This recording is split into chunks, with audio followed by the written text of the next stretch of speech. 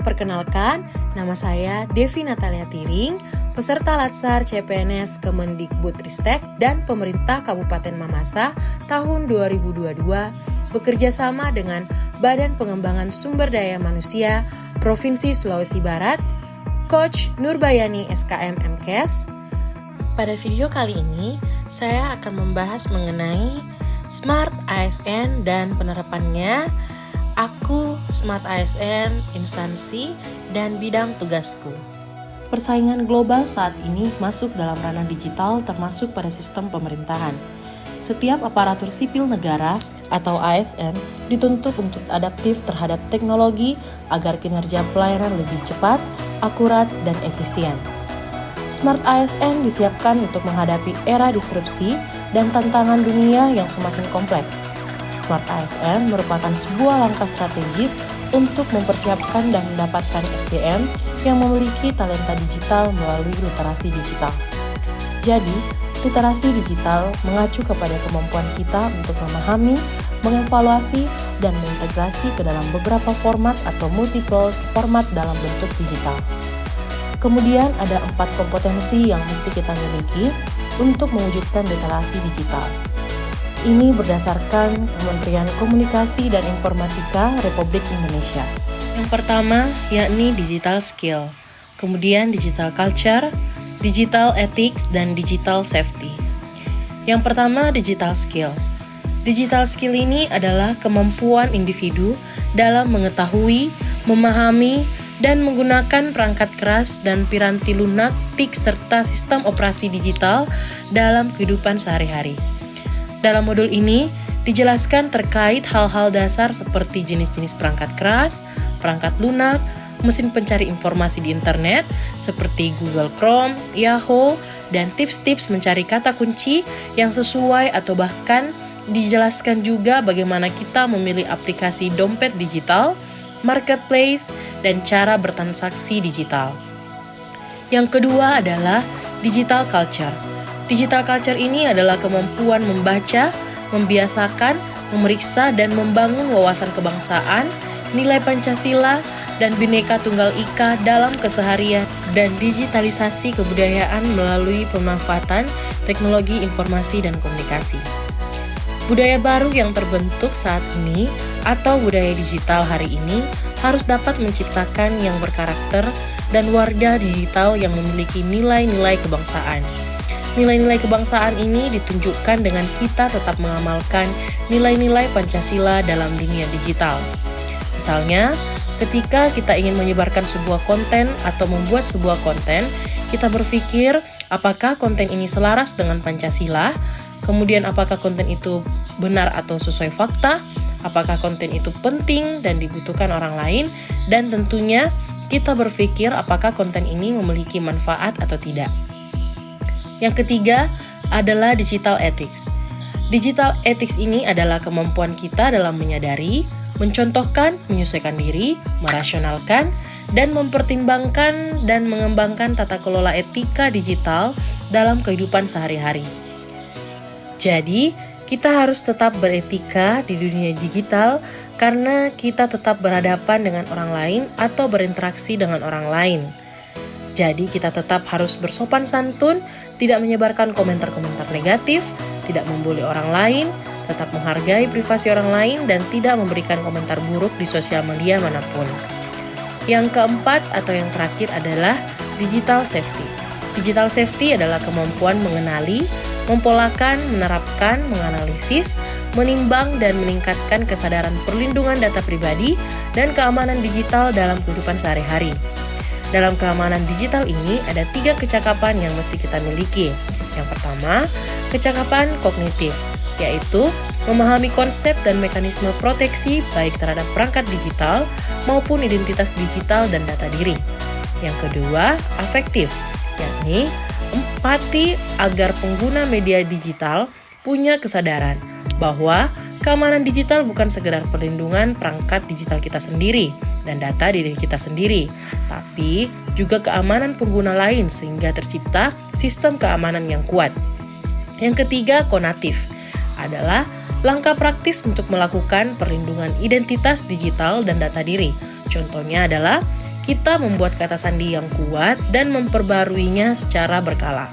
Selamat datang di instansi saya.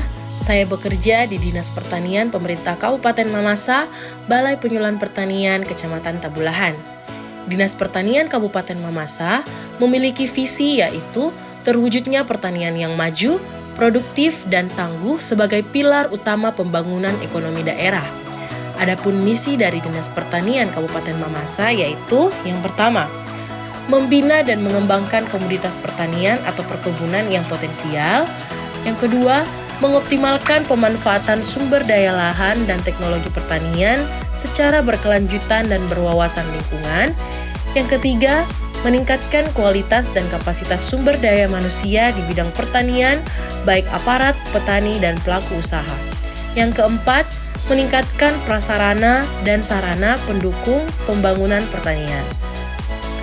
Kantor Dinas Pertanian Pemerintah Kabupaten Mamasa, Provinsi Sulawesi Barat, Dinas Pertanian ini berfungsi untuk menyelenggarakan urusan kewenangan dan tugas pembantuan bidang pertanian daerah Kabupaten Mamasa, Sulawesi Barat. Selain itu, Dinas Pertanian juga memiliki beberapa tugas dan fungsi lain seperti penyuluhan pertanian, menyerumuskan kebijakan pertanian, memutuskan kebijakan bidang pangan, administrasi ketatausahaan pertanian, pembinaan teknis kepada pihak-pihak bidang pertanian, memastikan ketersediaan pupuk pertanian, hingga penyaluran bantuan alat dan mesin pendukung pertanian. Balai Penyuluhan Pertanian Kecamatan Tabulahan adalah institusi pertanian yang merupakan penunjang penyelenggara terdepan di tingkat lapangan di kecamatan yang bertanggung jawab langsung kepada Dinas Pertanian Kabupaten Mamasa.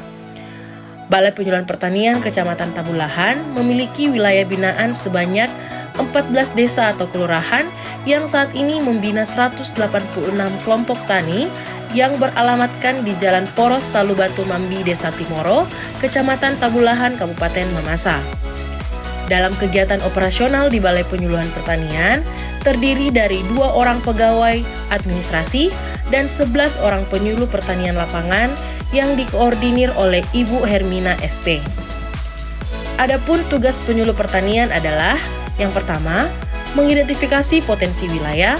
Yang kedua, merekapitulasi dan mengolah data potensi wilayah seperti sumber daya alam, sumber daya manusia, sumber daya energi.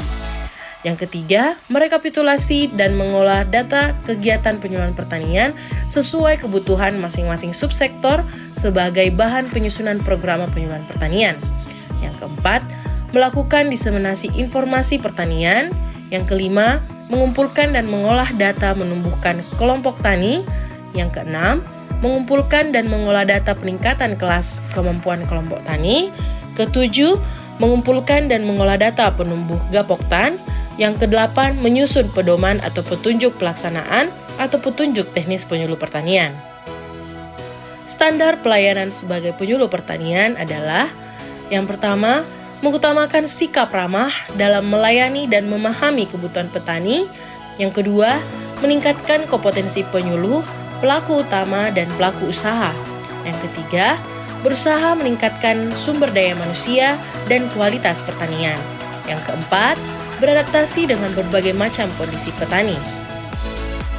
Wujud implementasi Smart ASN yang dapat saya lakukan, integritas, selalu bertindak secara konsisten sesuai dengan nilai, norma, dan etika yang berlaku, nasionalisme, dengan memegang teguh ideologi Pancasila, Undang-Undang Dasar 1945, serta NKRI dan pemerintahan yang sah. Berwawasan global, cepat menyesuaikan diri menghadapi perubahan dan bertindak proaktif, menguasai teknologi informasi terkini untuk meningkatkan efisiensi dan efektivitas dalam bekerja sehingga dapat tercapai kinerja yang berkualitas. Dengan penguasaan bahasa asing saya, sangat menunjang dan memberikan saya akses lebih luas untuk kegiatan seminar penyuluhan berskala internasional. Saya berusaha bersikap ramah, cekatan, dan solutif kepada siapapun tanpa membeda-bedakan latar belakang. Bersifat terbuka dan membangun jaringan dengan siapapun sebanyak-banyaknya secara positif, baik, dan profesional. Berjiwa kewirausahaan yaitu berani, kreatif, inovatif, selalu positif, cerdas, dan pantang menyerah. Kami penyuluh pertanian lapangan merupakan aparatur negara yang menjadi garda terdepan dalam rangka menyukseskan program pembangunan di bidang pertanian.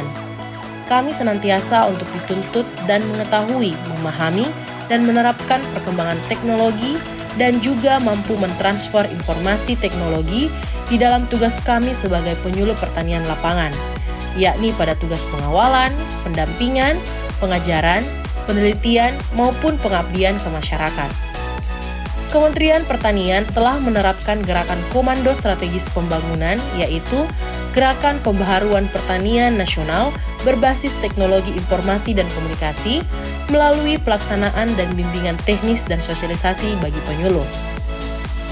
Dalam mewujudkan Smart ASN, dapat dilakukan dengan cara konsisten dalam belajar untuk menerapkan aplikasi pendukung layanan seperti Sistem Informasi Manajemen Penyuluh Pertanian atau SIMLUTAN, Elektronik Rencana Definitif Kebutuhan Kelompok atau IRDKK, dan e-reporting poligon lahan berbasis kawasan. Implementasi Smart ASN memastikan kinerja pelaksanaan tugas saya menjadi lebih baik. Demikian, mari kita menjadi Smart ASN. Terima kasih.